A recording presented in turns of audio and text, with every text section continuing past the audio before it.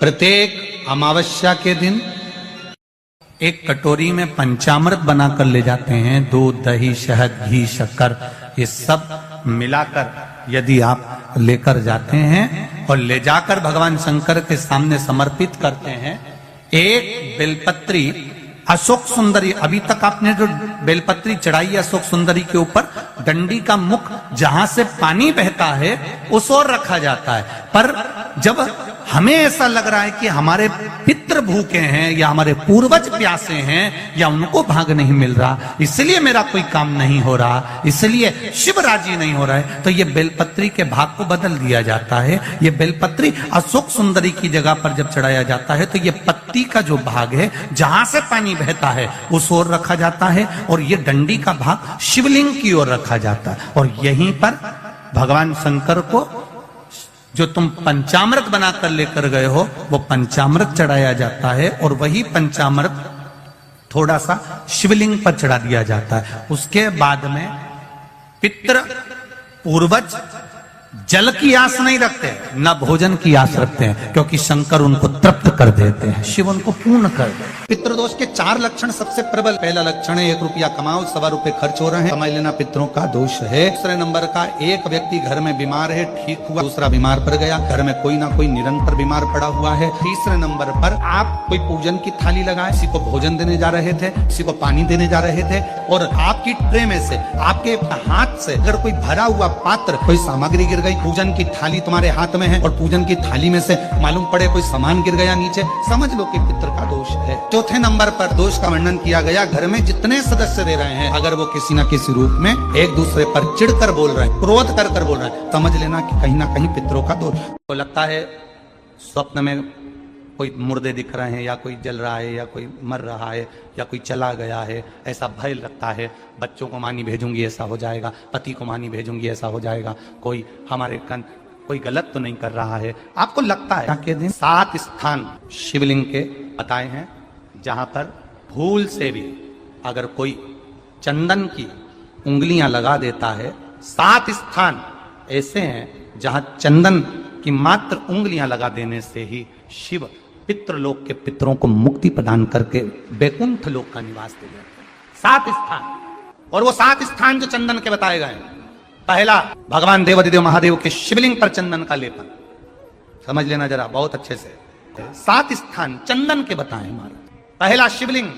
दूसरा, जहां गणेश जी का स्थान है, मालूम है ना सबको, जम के बोलो जरा, मालूम है ना सबको, जहां गणेश जी का स्थान है वहां अलग से गणेश जी बैठे, वहां नहीं, शिवलिंग में जलाधारी के ठीक सामने, राइट में गणेश, लेफ्ट में कार्तिकेय, बीच में अशोक सुंदरी। तो पहला चंदन बाबा के शिवलिंग पर, दूसरा गणेश जी पर चंदन की उंगली, तीसरा षडानंद कार्तिकेय पर चंदन की उंगली, चौथा अशोक सुंदरी पर चंदन की उंगली, पांचवा जलाधारी पर चंदन की उंगली, छठा जो शिवलिंग का जल बह रहा है इसके ठीक विपरीत की ओर चंदन की उंगली, और 7वां चंदन नंदी के मस्तक के ऊपर जो 2 सींग लगे रहते हैं उस पर चंदन की उंगली। ये कब लगाई जाती है? या तो अमावस्या के दिन आपको लगता है कि हमारे पूर्वजों का उद्धार नहीं हुआ, हमारे पूर्वजों का कल्याण नहीं हुआ, कहीं अधोगति में कोई चला गया है, उसका बस एक बार, रोज नहीं जरूरत है, प्रतिदिन जरूरत ही नहीं, महीने में एक बार अगर अमावस्या के दिन भी आपने चंदन के थोड़ा सा चंदन अगर मेरे देवाधिदेव महादेव को 7 स्थान पर समर्पित किया है। अशोक यहां पर वर्णन कर रही है, मैना, धन्य और कला की कथा कर रही है। तीनों ने सनकादि ऋषियों से मांगा। चंदन भगवान को अति प्रिय होता है और चंदन ही एक ऐसा होता है जो पितरों को भी प्रिय होता है, जिसका स्पर्श मात्र लगने से पूर्वजों का कल्याण हो जाता है, वो चंदन का 7 स्थान। घर में यदि क्लेश उत्पन्न हो जाता है, आपका धन, आपकी प्रॉपर्टी, आपकी जमीन, आपका प्लाट, आपका दुकान, आपका पैसा, यदि किसी ने कब्जा कर लिया और छोड़ नहीं रहा, प्रत्येक अमावस्या के दिन पीपल के वृक्ष के नीचे जाकर 2 दीप लगाइए घी के। दोनों दीप के सामने एक हल्दी का चावल, एक कुंकू का चावल का दाना रख दीजिए और स्वधा स्वधा स्वधा स्वधा 3 बार कह दो। और स्मरण करो, हे हमारे कुलदेव, पितृदेव, शिवदेव, महादेव, कृपा कर कर मेरा जो जमीन है, मेरा जो धन है, मेरी जो प्रॉपर्टी है, मेरा पैसा लोगों ने हथिया लिया, देते नहीं। अपना गोत्र बोलकर स्मरण कर कर बाबा मेरा धन मुझे वापिस ला कर दो। एक अमावस्या पर करो, फिर अगली अमावस्या करो, ऐसे 2-4 अमावस्या करोगे, जिसने ले रखा है वो खुद सोचेगा कि मुझे क्या हुआ, कि मुझे देना है, उसका पैसा चुकाना है, धन रखेगा नहीं। पितृ सुधा का नाम स्मरण करते से, जब हम सुधा सुधा सुधा सुधा कहते हैं, पितृ उसको स्वीकार करते हैं। जैसे अग्निदेव की धर्म पत्नी स्वाहा, क्या है, जम के बोलो जरा, स्वाहा। जब हम यज्ञ करते हैं, सांकल ले देते हैं, ओम वैष्णवे स्वाहा, स्वाहा बोलते से ही अग्नि देवता की धर्म पत्नी उस भाग को देवताओं को देती है। उसी तरह तर्पण, तिलांजलि, पिंड, तर्पण आदि जितने भी हम पितरों के लिए कर्म करते हैं, उसमें हम स्वधा स्वधा बोलते हैं। जब स्वधा बोलते हैं तो वो स्वधा पितरों को भाग देती है और पितरों से कहती हैं, ये मेरा बेटा दुखी है, इसको ये तकलीफ है, इसको ये कष्ट है, तुम इसका ये कष्ट पितृदेव मिटा दीजिए, महादेव की आज्ञा है, इसको सही कर दीजिए। करते श्रेष्ठ करते। ओम जयंती मंगलकारिणी भद्रकाली कपालिनी दुर्गा क्षमा शिवा स्वाहा स्वधा नमोस्तुते। ओम जयंती मंगलकारिणी भद्रकाली। स्वधा का उच्चारण हमको सुख प्रदान करता है, स्वधा का उच्चारण हमें संपदा प्रदान करता है। अगर किसी व्यक्ति के जीवन में खो गया, कर्जे में डूब गया, कर्जा बहुत हो गया, पैसा चले गया, गाड़ी चली गई, मकान चले गया, सब गिरवे रखा गया, सब कुछ समाप्त हो गया, उसको प्रत्येक प्रदोष को, प्रत्येक अमावस्या को घी का दीप किसी भी पेड़ के नीचे, ये 5 वृक्ष बताए हैं पितृभाव के, उन 5 वृक्ष में से कहीं पर भी बड़, पीपल, आंवला, शमी, बेलपत्र आदि 5 वृक्ष में से किसी भी वृक्ष के नीचे प्रज्वलित करे और काम ना करे, उसका कर्जा चूकता ही है, चूकता। 4 कितना भी पितृदोष हो, कितना भी, बेटों की शादी नहीं हो रही, बेटियों का संबंध नहीं आ रहा, घर में क्लेश बना हुआ है, अशांति बनी हुई है, मानसिक टेंशन बना हुआ है, 1 रुपए कमाओ 1.25 रुपए खर्च हो रहा है, कोई समझ में नहीं आ रहा, कोई रास्ता नहीं सूझ रहा, एक चावल का आखा दाना लेकर परिंदे के पास, परिंदा जानते हो सब लोग, हंडा, मटका, पानी भरने का मटका, हंडा, घड़ा, गगरा, जो घर के रसोई घर में जो पानी का स्थान होता है, एक चावल का दाना रसोई घर में रखकर उस चावल के दाने को साथ में लेकर और 1 लोटा जल हंडे का, मटके का, परिंदे का, घड़े का भरकर जाइए और वो परिंदे का पास का चावल का दाना और 1 लोटा जल, पहले चावल का दाना शिव जी के शिवलिंग पर समर्पित करो, फिर 1 लोटा जल, जहां जलाधारी होती है, जलाधारी इधर की है तो आप इधर खड़े हो, जलाधारी उत्तर की है तो आप यहाँ दक्षिण की ओर खड़े होकर शिव जी पर जल चढ़ाना प्रारंभ करें। यहाँ जल बह रहा है शिवलिंग का, तो आप इधर खड़े होकर जब जल चढ़ाओगे, चावल का दाना रखकर, कैसा भी पितृदोष हो वो सारा पितृदोष समाप्त होता है। बेलपत्री के वृक्ष के नीचे बैठकर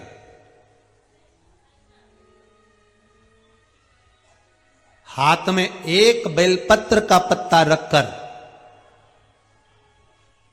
आप पंचाक्षर मंत्र नमः शिवाय, ओम नमः शिवाय या श्री शिवाय नमस्तुभ्यम या महामृत्युंजय मंत्र का स्मरण कर रहे हो, पर डंडी का भाग अपनी ओर, बेलपत्र की बीच वाली पत्ती का भाग बीच वाली उंगली की ओर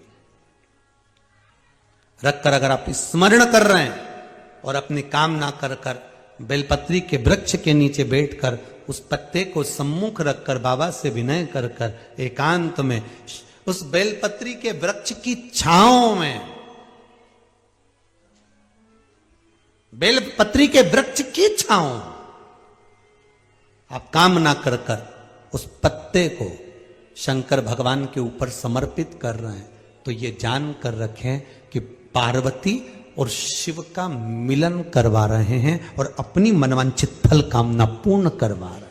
क्योंकि शिव और पार्वती का जब मिलन होता है, शंकर पार्वती जब एक दूसरे के सम्मुख में होते हैं, शिव और पार्वती जब एक दूसरे के सामने अपने बच्चों के कारण एक दूसरे के सम्मुख में आते हैं, तो उनके चेहरे पर प्रसन्नता का भाव आ जाता। फल, मनवांचित फल की कामना, आप जिस कामना के लिए कर रहे हो, विवाह के लिए, नौकरी के लिए, सर्विस के लिए, व्यापार के लिए, रोग मुक्ति के लिए, आप जिस कामना से कर रहे हो, बस उससे कहा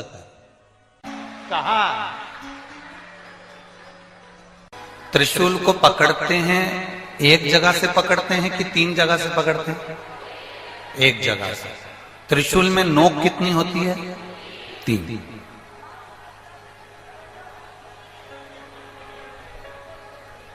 अब बाकी के जितने शस्त्र हैं, सुदर्शन, शंख, चक्र, गदा, भाला, धनुष, बाण, तीर, ये जितने जितने शस्त्र, तलवार, बर्छी, कटार, कुंदूक, जितने जितने आप शस्त्र देखेंगे, इन शस्त्रों में देखेंगे कि ये एक शस्त्र केवल एक पर प्रयोग किया जा सकता है। पर शिव महापुराण की कथा कहती है केवल एक त्रिशूल ऐसा होता है जिस त्रिशूल को एक जगह से पकड़ा जाता है और 3 पर उसका प्रहार कर दिया जाता है। उसी तरह शंकर का हम केवल एक अकेला नाम लेते हैं। आपने शिव का नाम लिया, आपने शंकर का भजन किया, और शंकर भगवान ने तुम्हारे नाना पक्ष में, तुम्हारे दादा पक्ष में और तुम्हारे कुल में ना जाने कितनों को तीनों पक्ष में तार दिया है। वो शिव तत्व है, वो शंकर है, वो घड़ी है। बोल बम का नारा है, बाबा है, उसने तार दिया, उसने साथ।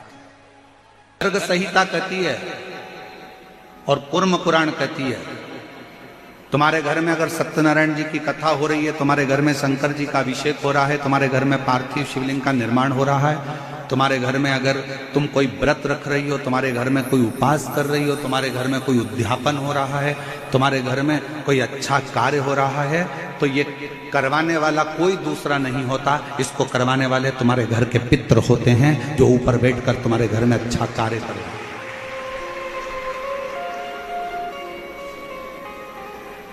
पार्वती जी को अगर शिव जी के शिवलिंग की पूजन की महत्वता कोई बता रहा है, तो पार्वती जी को पूजन की महत्वता उनके नाना नानी ने बताई, पितरों ने बताई।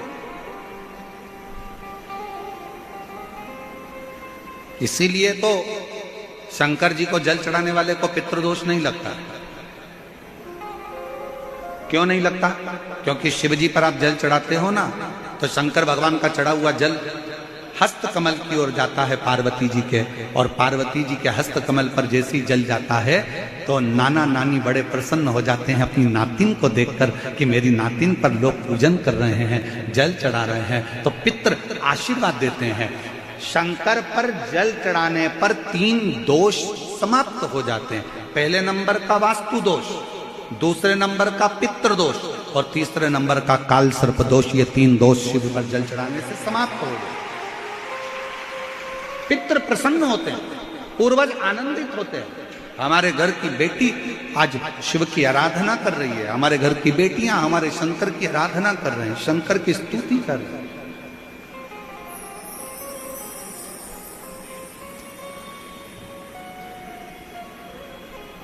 शिव आराधना में डूबे हुए हैं। कितना भी पितृदोष हो, कितना भी,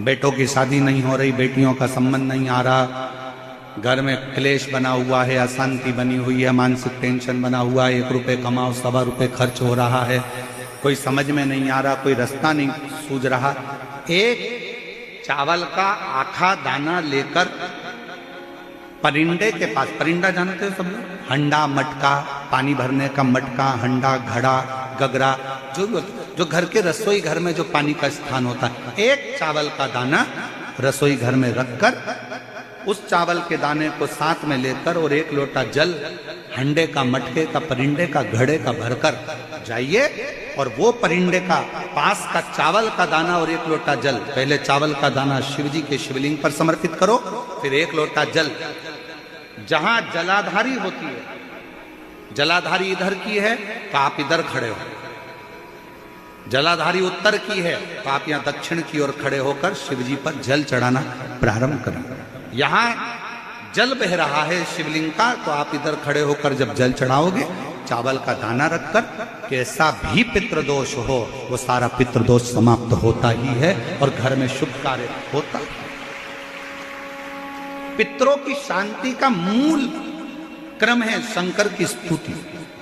कोई न कह दिया वास्तु के हिसाब से तुम्हारी बाथरूम गलत बनी है, तुम्हारा दरवाजा बना है गलत, तुम्हारा रसोई घर गलत बना हुआ है, सीढ़ियां गलत बनी है, ये गलत बना है, वो गलत बना है, सारा तोड़ तोड़ा के तुमने बार बार बनाया, सीढ़ी इधर लगा दी उसके कहने पर, तुमने बाथरूम उधर बना ली उसके कहने पर, उसके बाद भी घर में शांति नहीं है, पूरा वास्तु के हिसाब से मकान बनाया, पूरे वास्तु के हिसाब से घर बनाया, उसके बाद भी अगर शांति नहीं है तो कुछ मत करो, एक लोटा जल शिव जी को चढ़ाओ और शंकर जी को एक लोटा जल चढ़ाकर वही जल अशोक सुंदरी पे चढ़ाओ, गणेश कार्तिकेय पर चढ़ाओ और वही जल उठाकर थोड़ा सा लेकर आओ, घर के चार कोने में उस जल को छींटना प्रारंभ करो, वास्तु दोष अपने आप समाप्त हो जाएगा। आपको बाथरूम बदलने की जरूरत नहीं, घर बदलने की जरूरत नहीं, व्यापार बदलने की जरूरत नहीं, अपने आप धीरे धीरे धीरे धीरे बदलता चला। पर विश्वास, मानो तो गंगा मां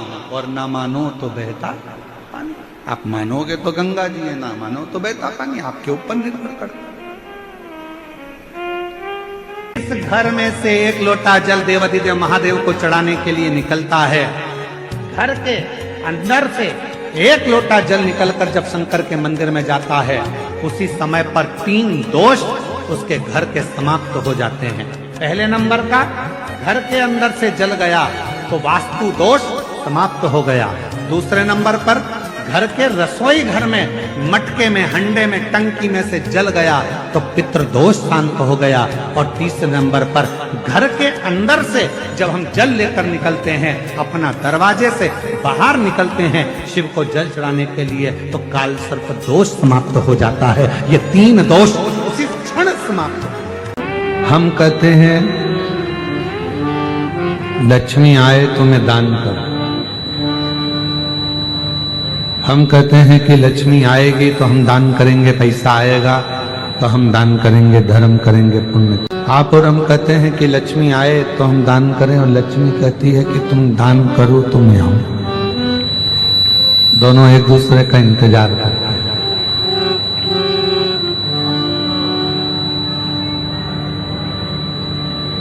आप लक्ष्मी का इंतजार कर रहे हो कि वो आएगी तब मैं दान करूंगा, लक्ष्मी इंतजार कर रही है कि तू दान करना प्रारंभ कर तो मैं आना प्रारंभ करूं। दोनों इंतजार कर रहे हैं।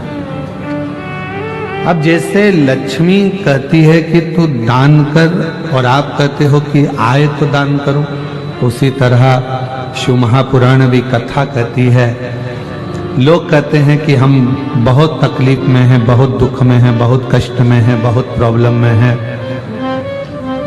तो भगवान शिव भी कहते हैं कि तुम एक बार मेरी शिव महापुराण की कथा तक पहुंच जा, फिर मैं तेरा दुख मिटाना प्रारंभ कर दूंगा, तेरी तकलीफ।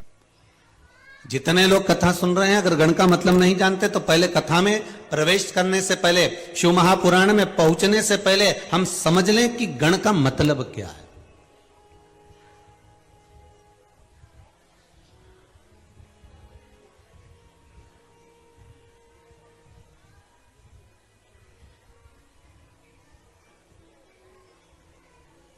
श्री गणेश जी महाराज, उनका जब सिर कटा, मस्तक कटा, उनको काय का मुख लगाया? अरे बोलो जरा, हाथी का। अब मुख अगर हाथी का लगा था तो उनका नाम होना था गजपति। क्या नाम होना था? गजपति, क्योंकि गज का मुख लगा है तो नाम गजपति होना चाहिए। पर दुनिया के लोग उनको क्या बोलते हैं? गणपति। तो भैया मुख अगर गज का लगाया है, हाथी का लगाया है, चेहरा अगर हाथी का लाकर लगाए हो, गज का लाकर लगाए हो, तो नाम तो गजपति होना चाहिए। फिर गणपति किसने रख दिया?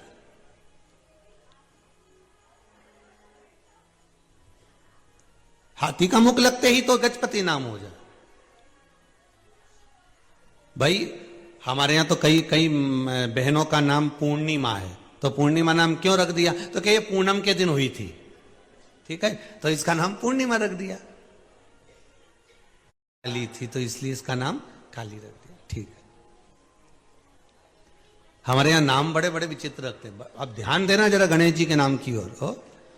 फिर किसी ने कहा साहब इसका नाम शांति क्यों रखा? जब पति मतलब कुछ ना कुछ गणों का साथ यहां रहा होगा, इसलिए नाम।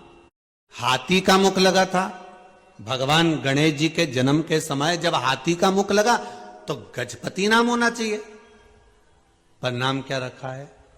गणपति। मतलब कुछ ना कुछ गणों का साथ यहां रहा होगा, इसलिए नाम गणपति रखा है। हम कहें कि शंकर जी के गण, कई कई आप लोगों को भी कह देते होंगे, हम बताओ रोज मंदिर जाती है, ऐसा लगे ये तो शंकर जी की गण है, ये रोज शिव जी के मंदिर में पूजन करता है, ये शंकर जी का अनुमोदन करता है, शिव जी पे एक लोटा पानी चढ़ाता है, शंकर की भक्ति में डूबा रहता है, ऐसा लगता है कि शंकर का गण है। मतलब केवल ये पीछे दिख रहा है ना, ये मत समझना इनको भूत प्रेत डाकनी पिशाचनी है चुड़ैल आदि, ये शिव जी के गण है। पर गण का मतलब क्या होता है?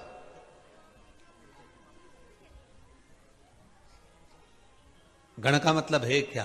तो अब एक बहुत सुंदर सा प्रसंग है, बहुत ध्यान देना। भगवान विष्णु को शंकर जी का गण कहते हैं क्या? बोलते जाओ जरा दम से। जितने लोग आस्था के सामने बैठे हैं, जितने मोबाइल का गण बोलते हैं क्या? नहीं। इंद्र को बोलते हैं क्या? नहीं। वायुदेव, जल देव, वरुण देव, गरुण देव, किसी को शिव जी का गण नहीं कहा गया। रावण को शंकर जी का गण कहा गया क्या? नहीं, पार्षद कहा गया। महाराज गण का मतलब क्या है? भगवान विष्णु को गण नहीं कहा गया, ब्रह्मदेव को गण नहीं कहा गया, इंद्र को गण नहीं कहा गया।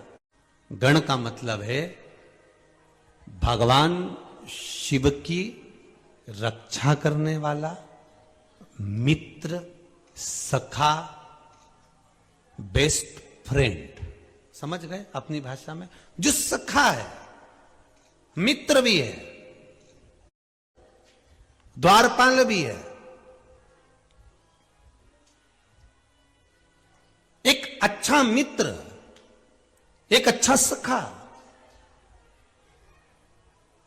आपका गण है। सखा रहता हो, आपके साथ में कोई अच्छा व्यक्ति रहता हो, तो आप उसको भाषा में कह सकते हो ये मेरा गण है। गण मतलब मित्र है, ये मेरा सखा है, ये मेरा कभी बुरा नहीं देख सकता, ये मेरे खिलाफ जरा सा सुन नहीं सकता, एक शब्द भी जो शिव के लिए सुन नहीं सके, वो गण है। और अगर आपका मित्र, आपका सखा, कोई दूसरा व्यक्ति आपके मित्र की बुराई कर रहा हो, कोई दूसरा व्यक्ति आपके मित्र पर उंगली उठा रहा हो, आपके मित्र के लिए आप शब्द कह रहा हो, तो फिर आप मित्रता के भाव को नहीं जान सकते। महाराज